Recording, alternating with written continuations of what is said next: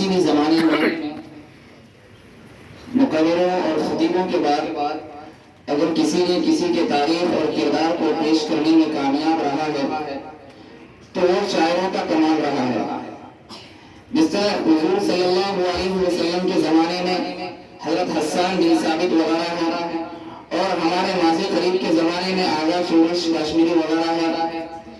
انہوں نے کسی بھی انقلابی آدمی کے کردار کو پیش کرنے میں ہر حال میں کامیاب رہے ہیں. تو آئیے نظم کی شکل میں ہم اپنے مجاہد انقلاب مجاہدین آزاد علماء کرام کی قربانیوں کو ایک نظم کی شکل میں سنتے ہیں. عزیزم عمر فیضان صلی اللہ علیہ وسلم.